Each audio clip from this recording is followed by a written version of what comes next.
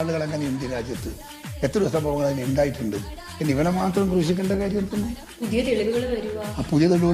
പുതിയ തെളിവുകൾ ഉണ്ടാക്കുന്ന വോട്ടർക്ക് ഉണ്ടാക്കാം. എനിക്കെതിരെ തെളിവുണ്ടായിക്കൂടെ? ഇല്ലാത്ത തെളിവുണ്ടായിക്കൂടെ? ഇന്നത്തെ കാലത്തെ ഇത്രയും വലിയ ടെക്നോളജിയുള്ള കാലത്ത് എന്തെല്ലാം കൃത്യമായ രേഖ ഉണ്ടാക്കാം.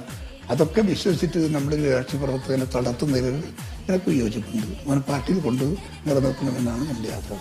ആ വന്നിരിക്കുന്ന സംഭവത്തിൽ നമുക്ക് വലിയ അഭിപ്രായ വ്യത്യാസമുണ്ട്. പക്ഷേ ആ അഭിപ്രായ വ്യത്യാസത്തിന് ഒരാളെ ക്രൂശിക്കുന്നതും ഒന്നുമില്ലാണ്ടാക്കുന്നതും ശരിയല്ലല്ലോ. അത് തിരുത്തിക്കുക. ഒരു തെറ്റ് വന്നാൽ, തെറ്റ് സംഭവിച്ചാൽ തെറ്റ് തിരുത്തിക്കുക, എന്നിട്ട് അവരൊക്കെ രംഗത്തിറക്കുക, കൂടെ കൊണ്ടുപോകുക. അങ്ങനെയല്ലേ എൻ്റെ ശീലം?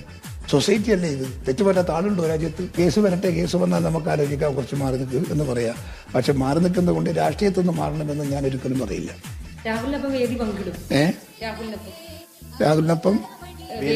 ഞാൻ പങ്കിടും. ഞാൻ പ്രസംഗിക്കാൻ വിളിക്കുന്ന കമ്മിറ്റി വിളിച്ചാൽ ഞാൻ എവിടെയും പ്രസംഗിക്കാൻ ഞാൻ പോകും. ആരാ മറ്റു പ്രസംഗിക്കും.